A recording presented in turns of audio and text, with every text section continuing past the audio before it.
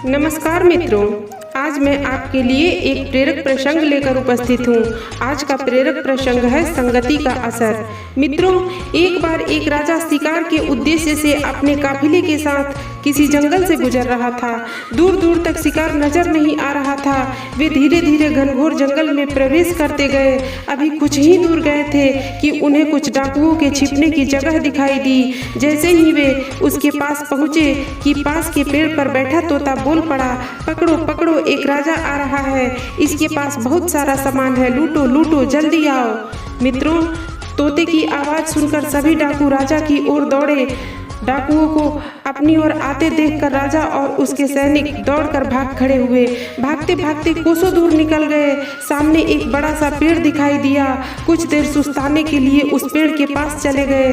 जैसे ही पेड़ के पास पहुँचे कि उस पेड़ पर बैठा तोता बोल पड़ा, आओ राजन, हमारे साधु महात्मा की कुटी में आपका स्वागत है।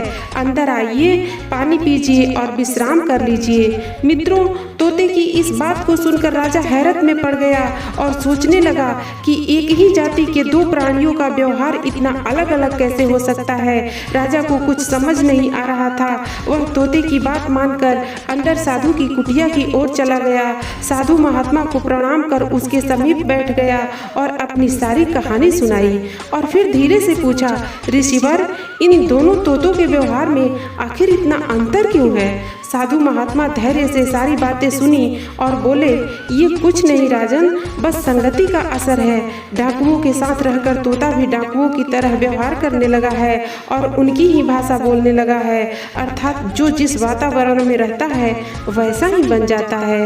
इस कहानी से हमें यह शिक्षा मिलती है कि मूर्ख भी विद्वानों के साथ रहकर विद्वान बन जाता है, और अगर विद्वान भी मूर्खों की संगत में रहता है तो उसके अंदर भी मूर्खता आ जाती है। इसलिए हमें संगति सोच समझ कर करनी चाहिए। मित्रों, कहानी यदि अच्छी लगी हो तो चैनल को सब्सक्राइब करना मत भूलिएगा।